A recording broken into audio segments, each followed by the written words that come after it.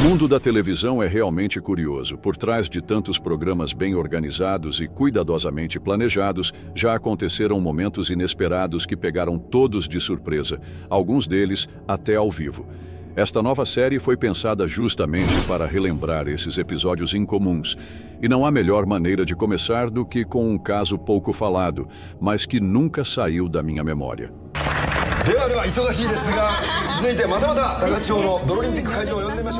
Era um sábado, 14 de junho de 2008. A emissora japonesa Television Miyazaki transmitia sua programação ao vivo normalmente. Naquele dia, um quadro no estilo game show estava sendo exibido diretamente dos campos de arroz da região de Takati-Hocho. A dinâmica era simples. 2 participantes subiam em uma pequena plataforma de madeira, posicionados de costas um para o outro, sobre uma área rasa coberta por água e lama. Ao sinal, tentavam empurrar o adversário da plataforma sem virar o corpo. Quem permanecesse em pé vencia. Quem caísse, se molhava todo e virava motivo de risada.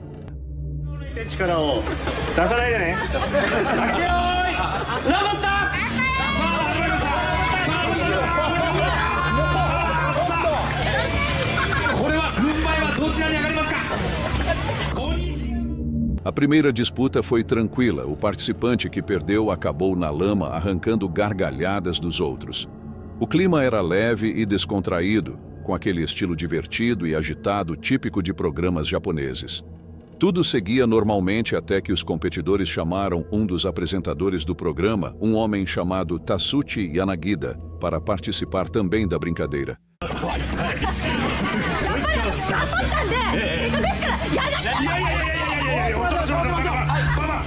A princípio ele hesitou, mas acabou aceitando, o que animou ainda mais quem estava assistindo. Assim que a nova rodada começou, ficou evidente que Tatsuchi estava em desvantagem. Não parecia estar acostumado com aquele tipo de atividade.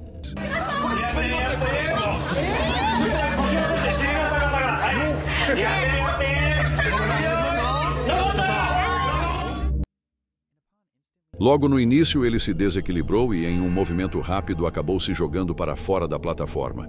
No entanto, ao cair, bateu a cabeça na água barrenta e imediatamente ficou sem se mover.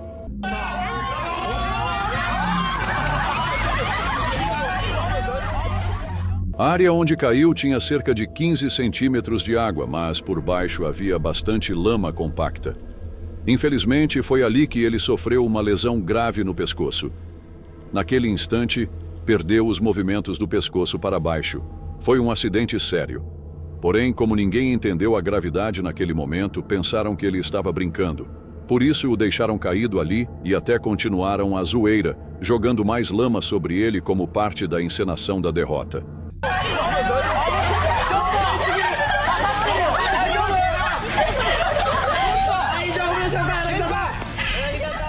O que ninguém percebia era que, naquele momento, Tatsuchi precisava de ajuda urgente. Sem conseguir mover o corpo, ele não tinha como levantar a cabeça para respirar direito.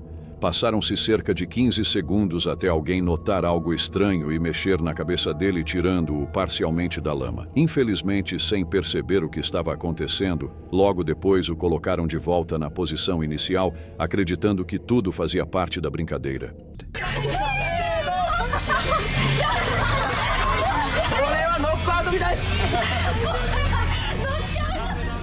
É desconfortável assistir a esse trecho. A situação se torna ainda mais tensa pelo contraste entre o que estava realmente acontecendo e as risadas exageradas ao redor. Depois de um tempo, finalmente tiraram Tatsuchi da lama por completo e o programa voltou ao estúdio. Por pouco ele não passou por uma tragédia maior. Especialistas disseram que, se tivesse ficado mais alguns segundos naquela posição, talvez o desfecho fosse diferente. Felizmente, ele sobreviveu.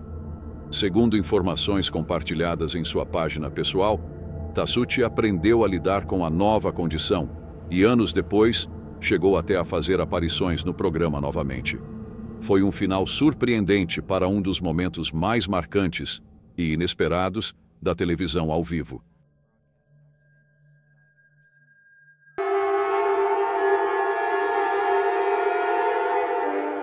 A história que vamos contar aconteceu em um pequeno vilarejo chamado Buttsfield, no interior da Inglaterra, um lugar calmo e pacato, que acabou se tornando palco de um dos episódios mais impactantes já registrados ao vivo pela televisão britânica. Lá vivia Albert Dryden, um homem que levava uma vida discreta após se aposentar da indústria do aço. Com tempo livre, ele decidiu investir em um terreno que havia comprado. Seu plano era construir uma pequena casa para sua mãe idosa passar o verão, e também algo que ele chamava de bunker, para se proteger em momentos de crise. Desde o início, porém, surgiram problemas. O município local, o Derwentside District Council, negou a licença de construção, mas Dryden escolheu seguir com o projeto mesmo assim. Em vez de erguer uma casa convencional, ele resolveu escavar o terreno e construir uma estrutura subterrânea, argumentando que não ultrapassava 2,5 metros de altura e, por isso, estaria dentro das regras. Não estava. O Conselho Municipal manteve sua posição e as tensões começaram a aumentar. Com o tempo, a situação se agravou. O novo chefe do Conselho, Harry Collinson, assumiu o caso e enviou uma notificação oficial exigindo que Dryden interrompesse as obras e demolisse o que já havia sido construído. Dryden recorreu à justiça, mas perdeu o processo. Foi dado um prazo de 3 meses para que a demolição fosse feita. A partir desse momento, jornais locais passaram a acompanhar o caso de perto, transformando-o em um confronto entre um cidadão e o poder público. Dryden, porém, não tinha intenção de desistir. Após muitas discussões e nenhuma solução, o Conselho decidiu tomar uma atitude mais firme. Faria a demolição por conta própria. No dia 20 de junho de 1991, Harry Collinson chegou ao local acompanhado por trabalhadores, policiais e uma equipe da BBC para documentar o processo. Do outro lado do portão, Albert Dryden aguardava, determinado, segurando 2 cartas que ele acreditava garantirem seu direito de continuar com a obra. Read that. That's an official letter and there's an appeal in. There's an inspector coming out on this site in 5 weeks' time. But it doesn't say that. Where does it say Well, that? I have another letter confirming that. Can you show me the other I'm letter? not going to show you the other letter, but this chap's coming out in 5 weeks' time. Well, all as I'm asking is to wait 5 weeks for the outcome, maybe 6 weeks. It'll take a week after he's been out. I'm satisfied, Albert, that there's nothing in these documents that affects the legality of the enforcement notice that the inspector has confirmed. Well, yes, Harry. Porém, seu pedido por mais tempo foi ignorado. Sua frustração rapidamente se transformou em raiva visível. If you don't open the gate, now we'll obviously have to take the fence down with the machine. So, if you want, you can have some time to remove the fence yourself to minimize the damage. Do you want to do that? Any damage that's subsequently caused as a result of you preventing us doing that will be your liability. Well, you might not be around to see the outcome of this disaster. Now, you've been warned. Can you explain what you mean by that? Well, I'm not going to explain, but if you had any sense, you would go away now and wait 5 weeks for the outcome of that. Right? That's my last word on it. If you show me the letter referring to the 5 I can't weeks show delay, you the letter. we will Yes, consider. I've told you where the letter is. Naquele momento, conforme previsto anteriormente, a equipe deveria recuar e tentar negociar uma saída pacífica. Isso não aconteceu. Dryden começou a protestar com veemência, ameaçando Collinson caso ele entrasse na propriedade. Mesmo assim, Collinson permaneceu firme, posicionado na divisa do terreno, decidido a cumprir a ordem judicial. Até que a situação se descontrolou. What the Lord don't know. Go ahead, there. Can you get a shot at this gun? Sem aviso, Dryden sacou uma arma e apontou diretamente para Collinson. Calmo, mas alerta, Harry pediu ao cinegrafista da BBC que filmasse a cena, mostrando o que estava ocorrendo. E então... Can you get a shot at this gun?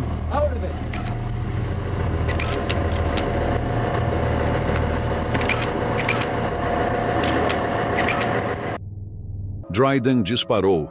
O tiro atingiu Collinson no peito, matando-o instantaneamente. Em seguida, ele voltou a atirar, mirando na multidão. As more shots were fired from a pistol, the camera crew and Look North reporter Tony Belmont ran for cover. We were standing We were standing watching what was going on, and then a shot rang out. The chief kind of fell to the ground, and I felt a shot in the arm, and I'd clearly been shot here in the arm. O caos se instalou. Gritos ecoavam por todos os lados enquanto as pessoas corriam assustadas em busca de abrigo. Jornalistas e cinegrafistas se jogaram ao chão. Entre eles estava Tony Belmont, um repórter que gravava de longe. Mais tarde, ele contou: "Estávamos ali quando ouvimos o primeiro disparo. O fiscal caiu e eu senti uma dor no braço. Levei um tiro ali."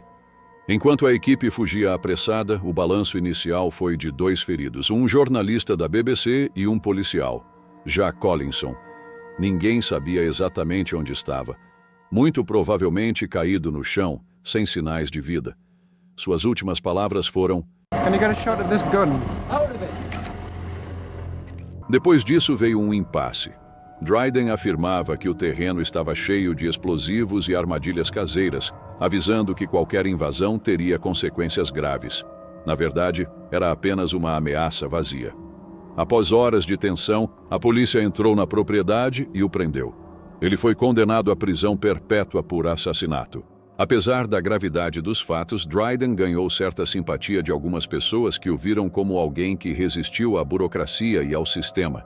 Com o tempo, seu nome passou a ser lembrado quase como uma figura lendária, a história de um homem que lutou até o fim, custasse o que custasse. Em 2017, após sofrer um AVC grave, Dryden foi solto sob cuidados médicos. Morreu no ano seguinte, mas seu nome e as imagens chocantes daquele dia permanecem marcados na memória coletiva da televisão britânica. Antes de continuar, certifique-se de se inscrever no canal para receber mais conteúdos assustadores. Dito isso, bora pro próximo vídeo.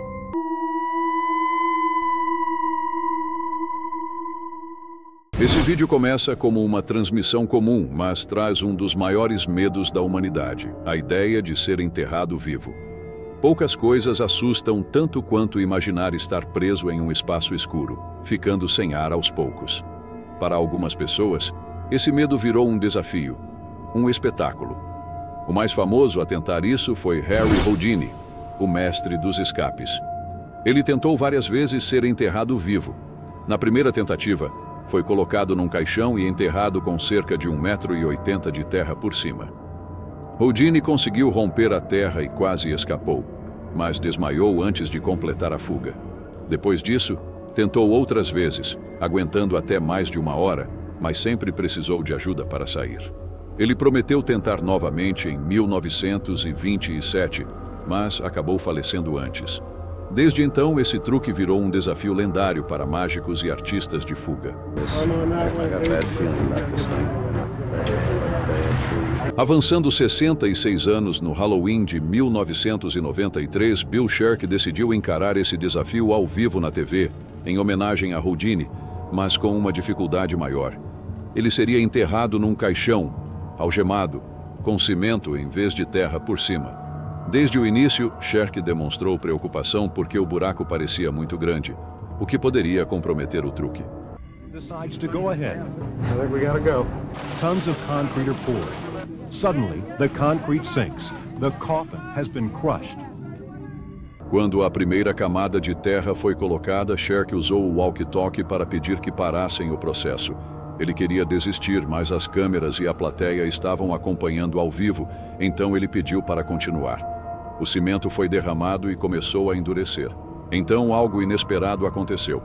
O nível do concreto afundou, bolhas apareceram e houve um barulho alto. A equipe percebeu que o caixão havia desabado, permitindo que terra e cimento invadissem o espaço. A backhoe digs, and crucial moments pass. Sherk cannot be found.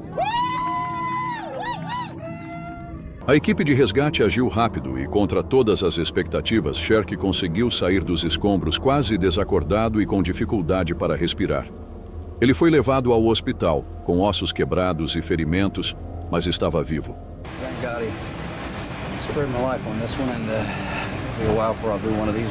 Mesmo depois desse susto, Sherk voltou a tentar outros tipos de fugas perigosas e, em algumas ocasiões, quase se machucou novamente.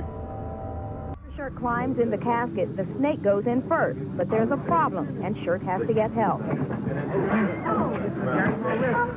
No entanto, nem todos tiveram essa sorte. 2 anos antes do acidente de Shirk, um homem chamado Joe tentou um desafio parecido, enterrado num caixão de plástico e vidro, com cimento e terra por cima. Joe já havia feito algo parecido antes, enterrado em um caixão de madeira com terra, e havia sobrevivido. Mas dessa vez foi diferente. Ele não testou o caixão nem o cimento, e não tinha um plano de resgate. A plateia, incluindo seus pais e uma equipe de TV, estavam presentes para assistir. It was a cold night anyway, and when it sunk, I just knew trouble. We're in trouble. And it's not fun anymore. Assim como no caso de Shirk, o cimento e a terra começaram a ceder rapidamente, mas de forma muito mais intensa. O caixão foi esmagado pelo peso, causando um desabamento violento. O público entrou em pânico e tentou socorrê-lo, mas sem preparo, a situação virou uma confusão. Preso sob terra e cimento, com pessoas e câmeras ao redor, Joe, infelizmente, não sobreviveu.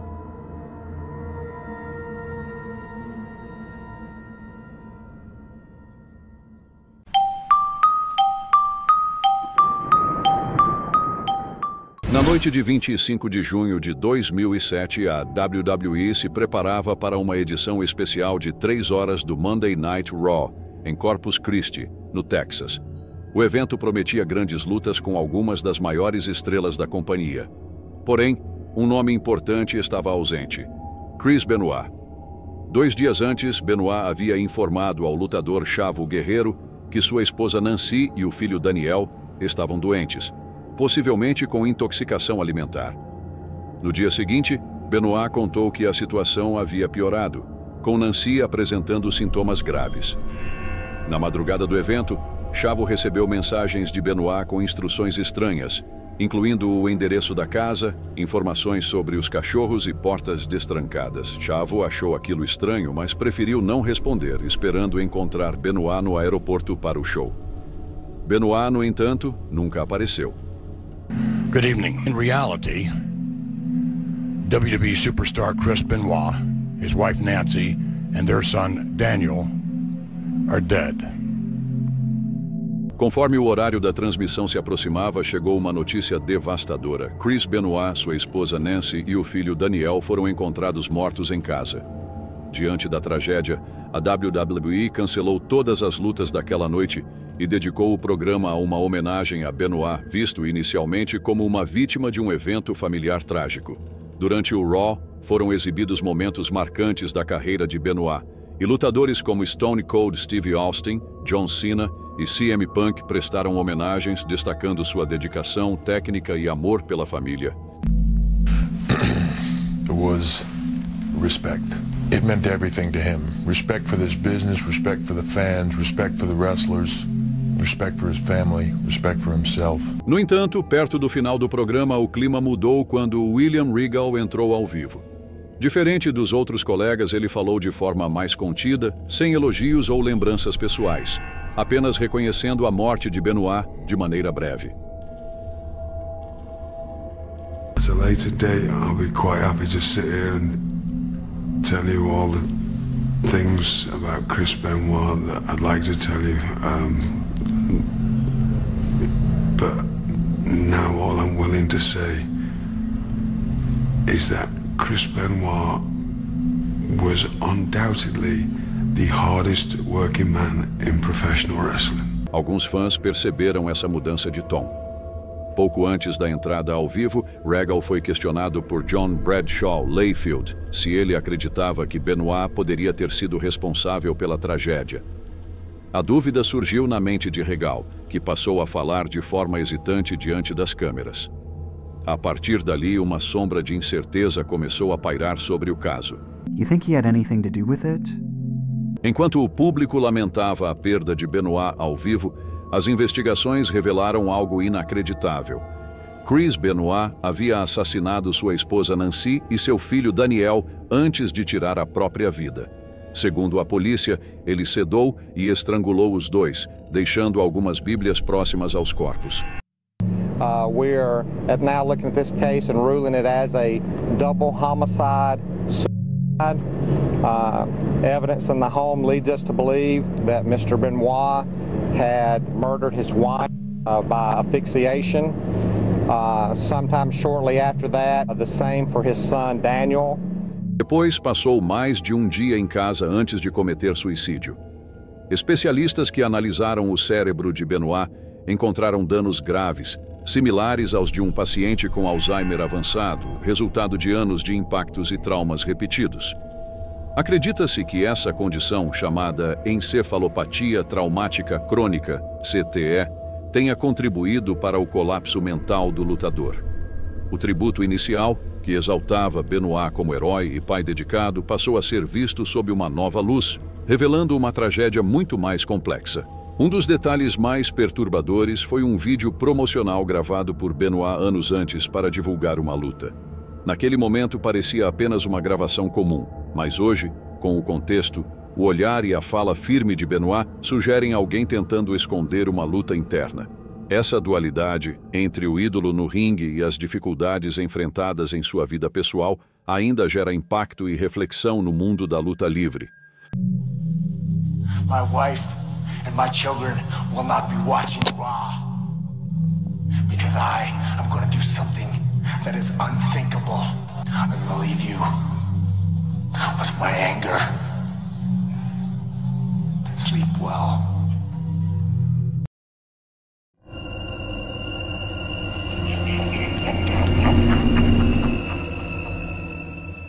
Há cerca de 19 anos, uma história incomum começou a aparecer nos tabloides do Reino Unido. O protagonista não era alguém que costumaria chamar a atenção da mídia. Na verdade, ele evitava a fama, mas certos aspectos de sua vida acabaram chamando a atenção por razões negativas. Na época, ele tinha quase 50 anos e era pai de 15 filhos, frutos de relacionamentos com 5 mulheres diferentes. 2 delas viviam com ele em casas separadas, entre as quais ele dividia seu tempo, formando uma situação amorosa complexa. Porém, o número de filhos ou essa dinâmica não foi o que mais chocou as pessoas. O fato é que ele não trabalhava e dependia exclusivamente dos benefícios governamentais. Enquanto isso, suas parceiras, inclusive grávidas, sustentavam a família com empregos em tempo integral. Aparentemente, a história poderia soar estranha ou até absurda, mas havia um lado muito mais grave envolvido. Ele tinha o hábito de se aproximar de meninas jovens e vulneráveis. Ele as manipulava e as engravidava. Sua esposa atual tinha apenas 18 anos quando começaram a namorar, e nem ela era a mais nova. Quando ele tinha 37 anos, passou a ter um relacionamento com uma menina de 14, que fugiu com ele quando completou 16. Além disso, ele era violento e tinha histórico de agressões físicas e emocionais contra as mulheres com quem se relacionava. Num episódio particularmente grave, ele esfaqueou uma ex-namorada 12 vezes. Quando a mãe dela tentou intervir, também foi atacada. Ele alegou que a mulher dedicava demais o tempo ao bebê e isso o irritava. Felizmente, ambas sobreviveram. Ele foi condenado a 7 anos de prisão e solto na década de 1980, mas logo voltou aos mesmos comportamentos. Mesmo assim, permaneceu em liberdade e o governo continuava pagando seus benefícios sociais. Quando a imprensa voltou a noticiar sobre ele, o destaque era o aumento no número de filhos. Ele reclamava que o dinheiro recebido não era suficiente e pedia mais apoio. Mais tarde, ele e 2 de suas parceiras foram convidados para um programa de televisão. Ali, seu comportamento e personalidade ficaram bem visíveis. I said your kids, when they came here today, were well behaved and well mannered and well groomed. No newspapers said that, so you should be apologizing to me because I hadn't even started on you. Listen, you want to start? You start! You start! Tupac can! Tupac can! Are you sure? I did nothing. Durante o programa, a esposa e a namorada foram entrevistadas sobre o relacionamento. Para surpresa geral, ambas afirmaram estar felizes e não viam problema na forma como viviam. Where is your dignity? You're 22. Don't you want a bloke to yourself? He just said I agree with you. When you grew up, did you think you were going to share your bloke with another woman? I didn't actually know. But 2 mums is better for all the kids. Or confusing? No. O apresentador pareceu frustrado, esperava conflitos, emoção ou desentendimentos, mas encontrou 2 mulheres calmas defendendo a relação sem hesitação. Depois disso, o interesse público diminuiu. A mídia seguiu em frente e ele, junto com suas parceiras e filhos, saiu das manchetes. A família só voltou a ser notícia em 2012, após um trágico acontecimento.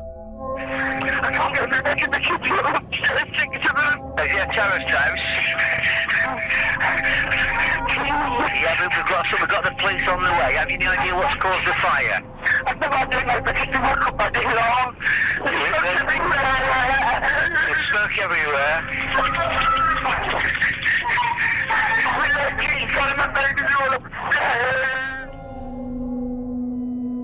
Na madrugada de 12 de maio, um incêndio atingiu a casa onde moravam. Ele, a esposa e várias crianças estavam dormindo dentro da residência. Conseguiram escapar com algumas delas, mas 6 crianças, todas com menos de 10 anos, ficaram presas no andar superior e não sobreviveram.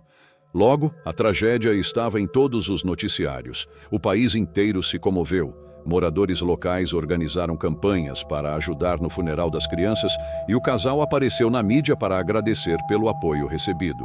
I've actually been down to our home, and what we saw, we just cannot believe it.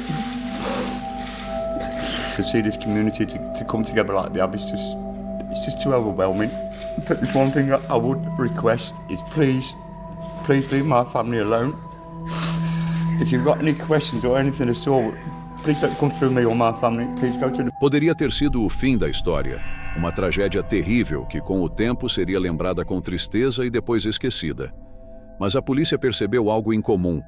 Ao investigar os destroços da casa, encontraram vestígios de gasolina dentro de uma caixa de correio, indícios claros de que o incêndio havia sido provocado. Além disso, ele tinha uma audiência marcada no tribunal naquela mesma manhã, sobre a guarda de alguns filhos que tivera com uma ex-namorada. Poucas pessoas sabiam que eles já não estavam juntos havia anos. O casal vinha brigando pela guarda das crianças. Muitos começaram a suspeitar que a ex-namorada poderia ter provocado o incêndio por vingança. Exatamente o que ele queria que as pessoas pensassem. What did you say? Tell me what you said to me. What did you say about me trying to get in? You tried everything you could to get in. Like I said to him, I wanted to run through the flames, up the stairs. Would you cry when you were saying it? How bad? Not really, really bad, but I did cry. That's hysterical. There's a fingerprint on the window. That's it. A few discrepancies. That's all it is. It's my fault that the family's gone. It's my fault we've lost our children. Porém, a realidade era outra. A polícia conseguiu instalar escutas no quarto de hotel onde ele e a esposa estavam hospedados. Foi ali que descobriram a verdade. Ele, a esposa e um amigo haviam planejado o incêndio. Não pretendiam machucar as crianças. O objetivo era criar um pequeno incêndio, resgatar as crianças no momento certo e se apresentar como heróis. Depois culpariam a ex-namorada, esperando que ela fosse presa, e assim ganhariam a guarda dos filhos dela. Mas tudo saiu do controle. O fogo se espalhou mais rápido do que o previsto. As crianças no andar de cima não tiveram tempo de escapar. E na tentativa desesperada de conseguir mais filhos, ele acabou perdendo 6 dos seus próprios.